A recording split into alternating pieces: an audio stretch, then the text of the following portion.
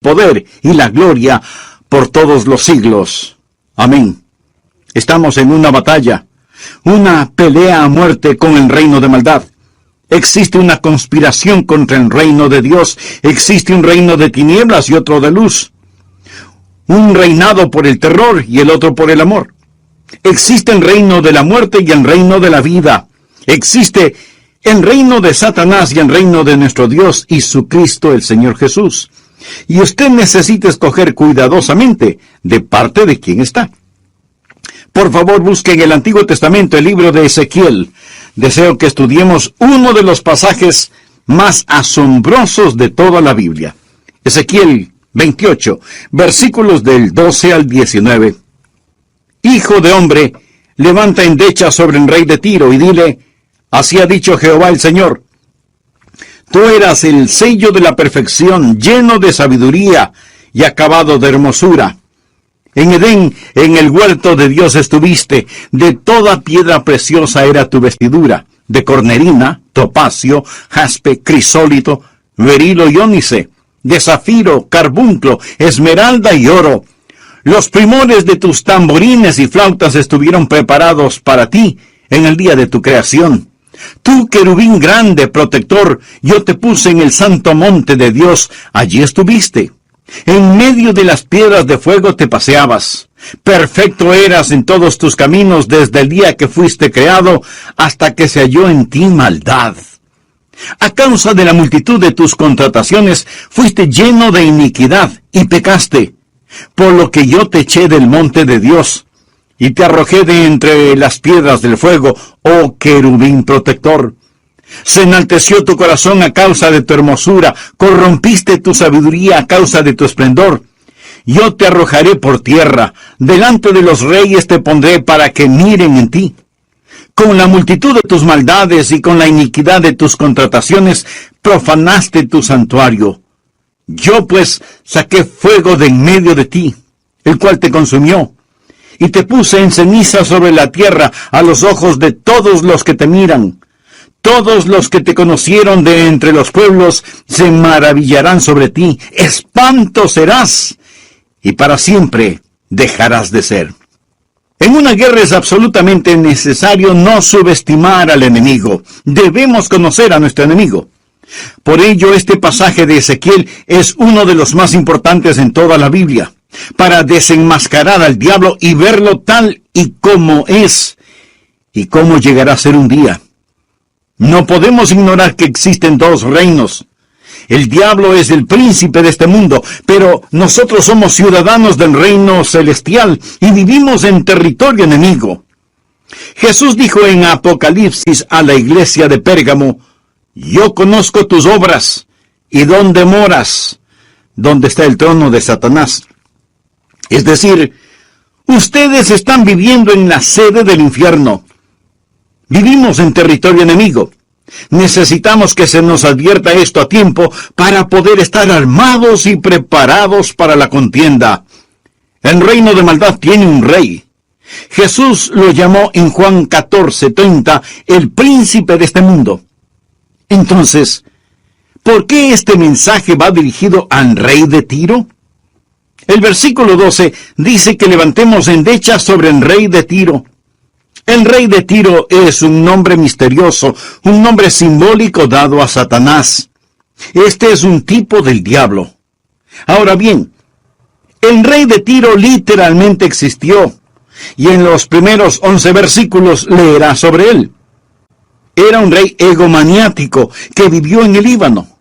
Él creía ser Dios, y Dios le habló una palabra de juicio, pero esta pasaba más allá de dicho rey, iba dirigida al poder detrás del trono. Verá, había alguien que hacía que este rey se comportara de esa manera, alguien que ponía sugerencias en su malvada mente, y era Satanás. Por ello, Dios se dirige al diablo a través del rey de Tiro. Se dará cuenta que en las Escrituras Dios habla a Satanás a través de otros. Por ejemplo, en el huerto de Edén, Dios habló al diablo por medio de la serpiente, ya que ésta era el emisario de Satanás. Otro ejemplo está en Mateo 16:22, cuando Pedro comenzó a reprender a Jesús cuando él le hablaba de la cruz. Y el Señor le contestó: «Quítate de delante de mí, Satanás. Me eres tropiezo porque no pones la mira en las cosas de Dios, sino en las de los hombres». Bien, ¿estaba Jesús hablándole a Pedro o al diablo? Él le hablaba a Satanás a través de Pedro cuando dijo: «Quítate de delante de mí, Satanás». Aquí tenemos el mismo caso. Dios no está hablando principalmente al rey de Tiro, sino al poder detrás del trono, al que motivaba y manipulaba a ese malvado rey. Pablo nos advierte: no ignoremos sus maquinaciones. Pero creo que existen aquellos que viven actualmente saturados de ignorancia en lo que concierne al diablo, nuestro enemigo. Hoy intentaré responder a 4 preguntas vitales. La primera pregunta trata con la creación del diablo. ¿Creó Dios un diablo? Y si Dios no lo creó, ¿de dónde salió? Porque antes que Dios no existe nada. La segunda pregunta trata con su corrupción. ¿Qué corrompió al diablo? ¿Cómo llegó Satanás a ser el diablo? La tercera pregunta trata con su continuación. ¿Por qué Dios no hace algo al respecto? ¿Por qué Dios no lo acaba, no lo erradica? ¿Por qué permite que continúe haciendo de las suyas? La cuarta pregunta trata con su condenación. ¿Qué le va a suceder al diablo? ¿Cuál es su destino? ¿Cómo y dónde acabará su carrera? Es necesario que comprenda todo esto a fin de que pueda ver el cuadro completo. Dios, por medio del profeta Ezequiel, nos da un vislumbre del reino de las tinieblas. Y oro que Dios remueva el velo satánico de su mente y sus ojos, y que el Espíritu Santo le dé conocimiento espiritual sobre el reino del maligno, para que finalmente vea la victoria que tenemos en el Señor Jesucristo. La primera pregunta trata con la creación del diablo. ¿Creó Dios a un diablo? Bien, por favor, comencemos a leer nuevamente en el versículo 12. «Hijo de hombre, levanta endecha sobre el rey de Tiro y dile: así ha dicho Jehová el Señor. Tú eras el sello de la perfección». Subraye las palabras «de la perfección». Lleno de sabiduría y acabado de hermosura. En Edén, en el huerto de Dios estuviste. De toda piedra preciosa era tu vestidura, de cornerina, topacio, jaspe, crisólito, berilo y ónice, de zafiro, carbunclo, esmeralda y oro. Los primores de tus tamborines y flautas estuvieron preparados para ti en el día de tu creación. Subraye lo siguiente: en el día de tu creación. Tú, querubín grande, protector, yo te puse en el santo monte de Dios, allí estuviste. En medio de las piedras de fuego te paseabas. Perfecto eras en todos tus caminos desde el día que fuiste creado. Note otra vez el día que fuiste creado, hasta que se halló en ti maldad. Dios creó a una criatura. Isaías nos cuenta que su nombre era Lucero, que significa hijo de la mañana. Esta criatura sobrepasaba en belleza y era superior en sabiduría. Dice: tú eras el sello de la perfección. De hecho, tenía cualidades musicales. Mire el versículo 13. Los primores de tus tamborines y flautas estuvieron preparados para ti en el día de tu creación. Él era como un gran órgano sinfónico. Él hablaba como un grandioso y glorioso instrumento musical. Dios está hablando de la calidad melodiosa de su naturaleza. La Biblia también habla de sus gemas preciosas, los rubíes, diamantes y esmeraldas. Él vivía en el reino de exquisita belleza mineral, muy parecido al reino en el cual vamos a vivir un día. Anticipamos con gozo ir a un lugar que tiene paredes de jaspe, puertas de perlas, calles de oro. Ese lugar habla de la gloria y el paraíso de Dios. Y en el versículo 14 habla del santo monte de Dios. Tú, querubín grande, protector, yo te puse en el santo monte de Dios. Allí estuviste. En el Antiguo Testamento, cuando se habla del santo monte de Dios, en este sentido habla del gobierno de Dios. Isaías 2:2 dice, en lo postrero de los tiempos será confirmado el monte de la casa de Jehová. Literalmente significa el gobierno de Dios. Y aquí había una criatura asociada con el gobierno de Dios. Estaba encargado de los asuntos del cielo. Yo creo que era el primer ministro del reino celestial y él trabajaba bajo la autoridad de Dios en el vasto dominio del universo. Y estaba allí, en el Monte Santo. El Monte Santo significa el gobierno de Dios. ¿Qué autoridad poseía? Muy bien, continuemos con el versículo 14.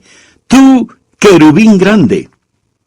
La palabra usada en hebreo que aparece aquí como grande significa ungido. Un querubín escogido de entre los demás. Los querubines eran el rango más alto en las categorías de ángeles. Los ángeles están categorizados según su poder. Existen diferentes rangos. Lucero era el más distinguido entre los querubines. Era un querubín ungido. La palabra protector en hebreo, según dicen los eruditos, literalmente significa extender las alas. ¿Ha visto las ilustraciones del Arca del Pacto con los querubines extendiendo sus alas? Tiene que ver con la santidad de Dios, la adoración a Dios. Este querubín no solo tenía que ver con el gobierno de Dios, sino también con la adoración y la santidad de Dios. Parece que él recibía la autoridad de Dios y administraba el universo, recibiendo la adoración de éste y pasándosela a Dios. Por favor, leamos el versículo 18. Con la multitud de tus maldades y con la iniquidad de tus contrataciones, profanaste tu santuario. Un santuario es un lugar de adoración. Él tenía cierto tipo de sacerdocio. Era una criatura increíble. Él estaba en la clase más alta de todo lo creado. Pero volvamos a nuestra pregunta. ¿Creó Dios al diablo? No. Dios creó a un querubín ungido. Dios creó a un ser perfecto, no a un diablo malévolo, no a una criatura horripilante. Note el versículo 15. Perfecto eras en todos tus caminos desde el día que fuiste creado. Dios, siendo perfecto, no creó imperfección. Esta es la respuesta a nuestra primera pregunta. La segunda trata con su corrupción. ¿Qué corrompió al diablo? ¿Cómo el diablo llegó a ser el diablo? Veamos el versículo 15. Perfecto eras en todos tus caminos desde el día que fuiste creado hasta que se halló en ti maldad. A causa de la multitud de tus contrataciones fuiste lleno de iniquidad y pecaste. La palabra contrataciones en la multitud de tus contrataciones literalmente significa aquello que pasa por las manos, como abundancia de comercio. Verá, un comerciante obtiene algo de una persona, se la vende a otra persona y así sucesivamente ese objeto pasa de mano en mano. Él era un comerciante. La mercadería pasaba por sus manos. ¿Qué pasaba por las manos de este querubín lucero? La autoridad de Dios. Al estar sobre el santo monte de Dios, al ser el primer ministro del cielo, la autoridad de Dios pasaba por sus manos. ¿Qué otra cosa pasaba por sus manos? Él era un querubín ungido que protegía, que estaba en el santuario de Dios. Él recibía la adoración a Dios y luego debía pasarla al Padre. Pero empezó a tomar ventaja de su oficio, a quedarse con la mercancía. ¿Ha conocido algún político que haga algo parecido? Se ve en un lugar de autoridad, administrando las posesiones de otros, y se le sube a la cabeza. Empieza a pensar que él tiene ciertos privilegios y comienza a tomar lo que no es suyo. Es exactamente lo que el diablo hizo. Empezó a tomar ventaja de su oficio, de su dignidad, de su autoridad. Él comenzó a pensar, yo soy tan hermoso, tan sabio, tan importante. Tengo mucha autoridad para no poseer alguna autoridad propia y para no recibir algunas de estas alabanzas. La esencia de su pecado, literalmente, fue el orgullo.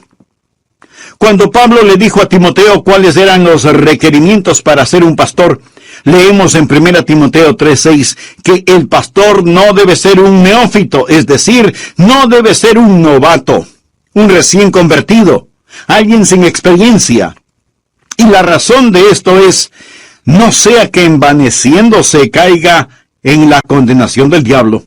Este pasaje nos dice muy claramente lo que le sucedió al diablo. Él se exaltó con orgullo. Necesitamos tener cuidado. De vez en cuando algún hombre vendrá y dirá, Dios me ha llamado a predicar. Y si eso es cierto, debemos dar gracias a Dios. Pero hay que tener discernimiento. A veces la membresía, al ver a un hombre con muchos talentos, le dicen, excelente, queremos que usted predique. Y empieza a predicar, a administrar las cosas santas en el gobierno de Dios. Él llega a ser una autoridad. No es simplemente un predicador, ahora es un pastor, un obispo. Él administra los asuntos de Dios y la gente alaba a Dios por medio de él. Él obtiene alabanza que debe ir directamente a Dios. Si este novato no es cuidadoso, comenzará a tomar para sí lo que no le pertenece. La gente le dirá, hermano, ese fue el mejor sermón que jamás haya escuchado en mi vida. Y él se lo creerá. Lo hice muy bien. Y se llena de orgullo. Lo he visto suceder muchas veces. Suben como un cohete y caen como una roca. Cayó en la condenación del diablo. Está muy claro, el diablo llegó a ser Satanás al llenarse de orgullo y comenzó a tomar para sí lo que no le pertenecía. Versículo 17. Se enalteció tu corazón a causa de tu hermosura. Subraye la palabra hermosura. Corrompiste tu sabiduría a causa de tu esplendor. Subraye la palabra sabiduría. No piense que el diablo no tiene sabiduría. Amigo, la tiene. No piense que el diablo no tiene hermosura. Amigo, la tiene. Pero deseo que aprenda que su belleza es una hermosura manchada y su sabiduría es una sabiduría corrompida. Él es hermoso. No piense que es un monstruo rojo con cuernos. ¿Cómo describe la Biblia al diablo?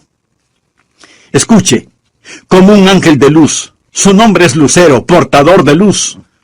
El diablo, además, es un amante de la belleza. También es sabio. Pablo en 2 Corintios 2:11 habla de sus maquinaciones, sus artimañas. Dice que no debemos ignorar sus maquinaciones. Y en Efesios 6:11 nos dice, vestíos de toda la armadura de Dios para que podáis estar firmes contra las acechanzas del diablo. También nos advirtió en 2 Timoteo 2:26 sobre los lazos del diablo.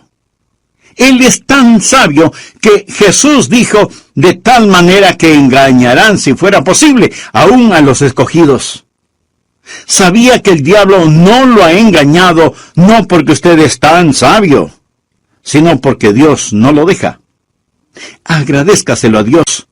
Y no diga que el diablo no lo puede engañar, porque Jesús dijo que hasta los elegidos serían engañados si Dios se lo permitiera.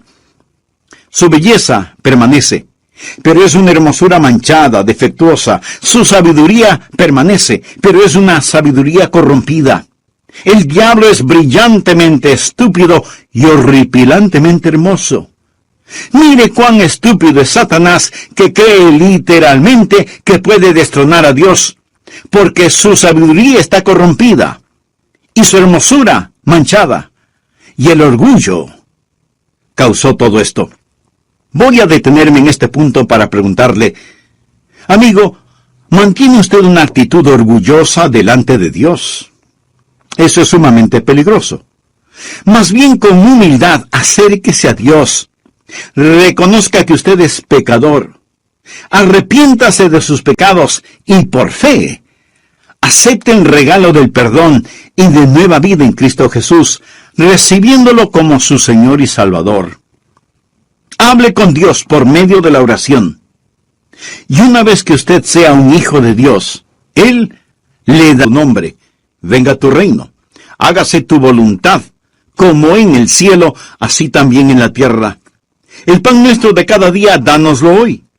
Y perdónanos nuestras deudas, como también nosotros perdonamos a nuestros deudores. Y no nos metas en tentación, mas líbranos del mal o del maligno, porque tuyo es el reino, y el poder, y la gloria, por todos los siglos. Amén. Recuerde que estamos en una batalla, una pelea a muerte con el reino de maldad, porque existe una conspiración contra el reino de Dios. Hay un reino de tinieblas y otro de luz. Un reino gobernado por el terror y otro reino gobernado por el amor. Existe el reino de la muerte y existe el reino de la vida. Existe el reino de Satanás y el reino de nuestro Dios y de su Cristo, el Señor Jesús. Y usted necesita escoger cuidadosamente de parte de quién está.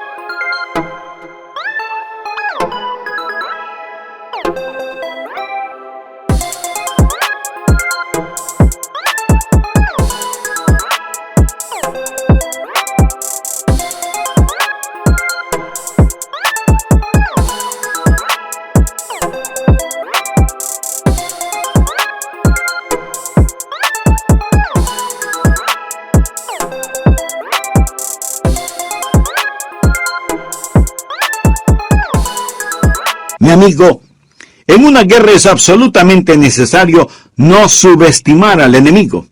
Debemos conocer a nuestro enemigo. Y no podemos ignorar que existen dos reinos. El diablo es el príncipe de este mundo, pero nosotros somos ciudadanos del reino celestial, pero estamos viviendo en territorio enemigo. Y necesitamos que se nos advierta de esto a tiempo para poder estar armados y preparados para la contienda. El reino de maldad tiene un rey. En Juan 14:30, Jesús lo llamó el príncipe de este mundo. Y el apóstol Pablo nos dice que no debemos ignorar sus maquinaciones. Tristemente, muchos seres humanos en la actualidad viven saturados de ignorancia en lo concerniente al diablo, nuestro enemigo.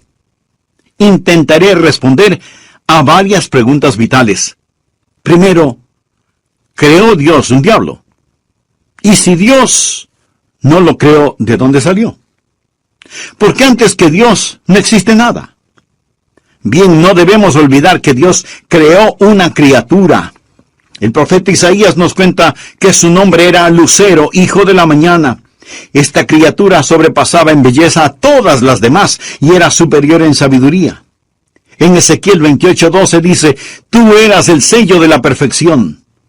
La Biblia también habla de sus gemas preciosas, rubíes, diamantes, esmeraldas. Él vivía en un reino de exquisita belleza mineral, muy parecido al reino en el cual vamos a vivir un día. Y anticipamos con gozo ir a un lugar que tiene paredes de jaspe, puertas de perlas, calles de oro. Este lugar habla de la gloria y el paraíso de Dios. Ezequiel 28:14 habla del santo monte de Dios. Tú, querubín grande, protector, yo te puse en el santo monte de Dios. Allí estuviste. ¿Creó Dios al diablo? No. Dios creó a un querubín ungido. Dios creó a un ser perfecto, no a un diablo malévolo y horripilante. Dios, siendo perfecto, no creó imperfección. Segundo, ¿qué corrompió al diablo? ¿Cómo el diablo llegó a ser diablo? Leamos Ezequiel 28:15. Perfecto eras en todos tus caminos desde el día que fuiste creado hasta que se halló en ti maldad. A causa de la multitud de tus contrataciones fuiste lleno de iniquidad y pecaste. La palabra contrataciones literalmente significa aquello que pasa por las manos. ¿Qué pasaba por las manos de este querubín, Lucero? La autoridad de Dios. Al estar sobre el santo monte de Dios, al ser el primer ministro del cielo, la autoridad de Dios pasaba por sus manos. Él era un querubín ungido que protegía, que estaba en el santuario de Dios. Él recibía la adoración a Dios y luego debía pasarla al Padre. Pero empezó a tomar ventaja de su oficio. Empezó a pensar que él debería tener ciertos privilegios y comenzó a tomar lo que no le pertenecía. Ha conocido a algunos políticos que hacen exactamente lo mismo. Llegan a puestos de poder y se creen tan importantes que esperan beneficiarse de todos los privilegios que puedan conseguir y recibir la pleitesía y la alabanza de todos. Su puesto de autoridad se le subió a la cabeza y empezó a pensar: yo soy tan hermoso, tan sabio, tan importante, tengo mucha autoridad para no poseer alguna autoridad propia y para no recibir algunas de estas alabanzas dirigidas a Dios. La esencia de su pecado literalmente fue su orgullo. Cuando Pablo le dijo a Timoteo cuáles eran los requisitos para ser un pastor, le dijo que no debe ser un neófito, es decir, no debe ser un novato, un recién convertido, alguien sin experiencia. La razón: no sea que envaneciéndose caiga en la condenación del diablo. ¿Cómo describe la Biblia al diablo? Lo describe como un ángel de luz. Su nombre mismo, Lucero, significa portador de luz. El diablo también es amante de la belleza y además es sabio. Tanto que Jesús dijo: de tal manera que engañará, si fuere posible, aún a los escogidos. ¿Sabía que el diablo no lo ha engañado, no porque usted sea súper listo, sino porque Dios no le deja? Agradézcaselo a Dios. Y no diga que el diablo no le puede engañar, porque Jesús dijo que hasta a los elegidos engañaría si Dios se lo permitiera. En 2 Corintios 2:11 leemos: para que Satanás no gane ventaja alguna sobre vosotros, pues no ignoramos sus maquinaciones. Y en Efesios 6:11 se nos dice: vestíos de toda la armadura de Dios, para que podáis estar firmes contra las acechanzas del diablo. El orgullo convirtió a Lucero, el portador de luz, en Satanás, el portador de las tinieblas. Piense por un momento en cuán terrible es el orgullo que causó que el rey de Tiro dijera: seré como Dios. Fue lo que causó que Eva desobedeciera a Dios y comiera de la fruta prohibida. ¿Piensa que Eva lo hizo por un pedazo de fruta? Ella estaba en un huerto lleno de frutas. Fue el orgullo. El diablo le dijo: llegarás a ser como Dios. Porque él conoce qué motivación tan poderosa es el orgullo. El orgullo es algo terrible. Permítame preguntarle: ¿ha discutido con su cónyuge? Jóvenes, ¿discuten ustedes con sus padres? ¿Alguna vez ha estado en una contienda dentro de una iglesia? Echó a Satanás del cielo y ahora él es el príncipe de las potestades del aire, el Dios de este siglo. Pero ¿por qué Dios no lo acaba? Porque Dios tiene un plan mayor, uno mejor, y tiene que ver con nuestra redención y salvación. Dios no va a destruir al diablo con el poder inherentemente suyo. Dios lo va a destruir por medio del poder que Él pone en usted y en mí. Verá, el diablo nos odia. El diablo nos ve como usurpadores. Nos ve como el reino de sacerdotes de Dios, adorándole y glorificándole. Dios en su infinita sabiduría da a sus hijos el poder para vencer al diablo por medio de la muerte de Jesucristo sobre la cruz. Dios no destruye a Satanás, sino todo lo contrario, pone a su propio Hijo en la cruz. El pasaje clave es Hebreos 2, versículo 14. Por cuanto los hijos participaron de carne y sangre, habla de los seres humanos, somos de carne y sangre. Él también participó de lo mismo, es decir, que porque somos de carne y sangre, Jesús se hizo hombre, para destruir por medio de la muerte al que tenía el imperio de la muerte, esto es, al diablo.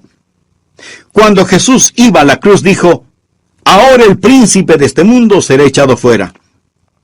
El diablo fue derrotado con la muerte de Jesucristo.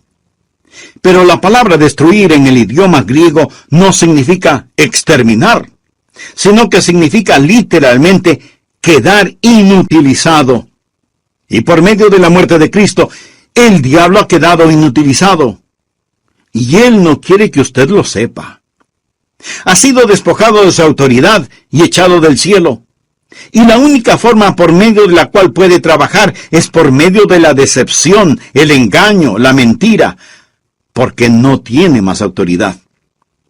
Por medio del engaño oprime a la gente, él ciega a la gente, él abofetea a la gente, él continúa su reinado de terror, subversión, perversión y desviación. Él quiere dividir, deprimir, destruir, oprimir y poseer. El pecado y sufrimiento de Satanás son una trinidad inseparable de terror. Él escoge a los que no saben la verdad o la rehúsan para que lleven a cabo su sucio trabajo. Y Dios permite que continúe para lograr su plan final, para redimirnos, darnos poder, vida y victoria mayor que la que el diablo llegó a conocer. ¿Escuchó que dije? Permítame hablarle sobre la condenación del diablo. ¿Qué le va a suceder al diablo?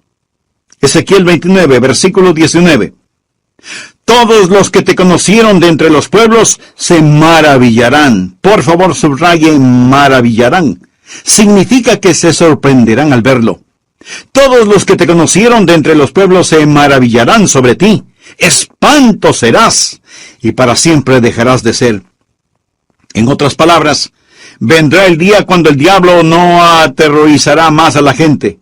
Vendrá el día cuando su poder falso, su autoridad y su belleza distorsionada le será arrebatada, será encadenado y ridiculizado. Ahora, por favor, busque Isaías capítulo 14, verso 14, en donde el diablo dice: sobre las alturas de las nubes subiré y seré semejante al Altísimo. Pero observe el versículo 15. Mas tú derribado eres hasta el Seol, a los lados del abismo. Satanás aún no está en el infierno, pero llegará a estar. Este es el lugar preparado para él y sus ángeles. Mas lo mejor está por venir. Mire lo que dice Isaías 14, versículo 16. Se inclinarán hacia ti los que te vean. La gente lo va a observar, a estudiar. Al verlo dirán: miren eso. Como ver a un animal enjaulado en el zoológico. La gente se asombrará. Se inclinarán hacia ti los que te vean, te contemplarán diciendo: ¿es este aquel varón que hacía temblar la tierra, que trastornaba los reinos? ¿Es este el que hacía temblar la tierra y los reinos, el que hizo del mundo un desierto destruyéndolo, el que no abría las puertas de sus prisiones? ¿Es este gusano, este debilucho, esta criatura insignificante, arruinada y patética, que ha sido despojada, conquistada y avergonzada? Y al instante la gente verá la insensatez, la estupidez de seguir al diablo. Existe el reino de maldad y el reino de Dios. Asegúrese, amigo, de que usted está en el reino de Dios. Porque donde el diablo acabará, allí también irán a parar sus seguidores. Por lo tanto, no tiene sentido seguir a un perdedor. El pecado no puede ganar, y la fe no puede fracasar. Esta es la razón por la cual Jesucristo nos enseñó a orar: líbranos del mal, porque tuyo es el reino y el poder y la gloria por todos los siglos. Amén. El Padre está en control. El pecado no puede ganar y la fe no puede fracasar. Paga servir a Jesús. Paga cada día y cada paso del camino. Aunque el sendero a la gloria pueda parecer a veces difícil, paga servir a Jesús. ¿Es usted salvo? Cristo dijo en Mateo 12:30, el que no es conmigo, contra mí es. Existen dos reinos, el de maldad y el de Dios. Si no está en el reino de Dios, entonces está en el de la maldad. El que no es conmigo, contra mí es. Y el que conmigo no recoge, desparrama. Hay dos reinos. Y cada ser humano está en uno de los dos. O en el reino del diablo, o en el reino de Dios. Estimado amigo, deseo hacerle una pregunta. Sea por favor honesto consigo mismo. ¿Es usted salvo? Yo no le pregunté si es usted católico, bautista, metodista o de alguna otra denominación. Lo que quiero decir es que usted necesita saber sin lugar a dudas que se ha arrepentido de sus pecados y que ha recibido a Cristo como su Salvador personal. Le imploro, le pido que lo haga ahora. Ore de corazón esta sencilla oración. Amado Dios, yo sé que tú me amas. Yo sé que quieres salvarme. Jesús, tú moriste para salvarme y prometiste salvarme si confiaba solo en ti. Confío en ti. Ahora mismo, en este momento,